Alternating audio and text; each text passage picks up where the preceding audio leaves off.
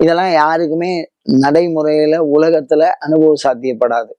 யாருக்காவது ஒருத்தருக்கு இந்த பிராணாயாமத்தை அபியாசம் பண்றவாளுக்கு வரும்.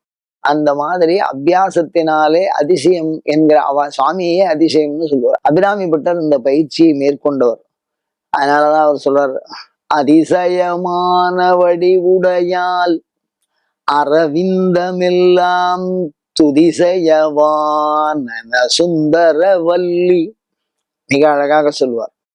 அதனால அம்பாள் அதிசயமான வடிவத்துல வருவா. இதுக்கு முன்னாடி அந்த மாதிரி வடிவத்துல பார்த்திருக்க மாட்டோம். உலகத்துல எந்த ஒரு விஷயத்தினாலையும் சொல்லி கேட்டிருக்க மாட்டோம். அப்படிப்பட்ட ஒரு பண்பாக, ஒரு அனுபவமாக வெளிப்படுத்தக்கூடிய ஒரு சாதனா நாமாவளி இது. அம்பாளுடைய அனுகிரகத்தை பெற்று அனுபவிப்பதற்கு உண்டான சாதன நாமாவளி. அந்த மாதிரி பிராணாயாமத்தை அனுஷ்டானம் பண்றவா பல பேர் இருக்கா, இப்பவும் அபியாசத்துல இருக்கா. அப்படிப்பட்ட நாமாவளியை நான் உலகியல்ல இருக்கேன். என்னால இது மாதிரி பெரிய அபியாசம், அசையாம உடம்ப வச்சுக்கோ, மூச்சை விடாத பிடிச்சிக்கோலாம் எனக்கு சொல்லி கொடுக்குறவாளும் இல்லை, நான் புரிஞ்சுக்கிறவாளும் இல்லை.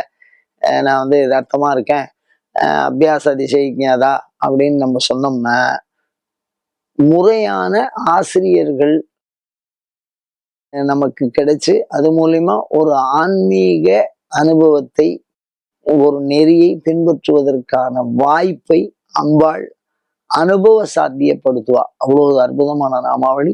சொல்லி பயன்பெறுவோமாக.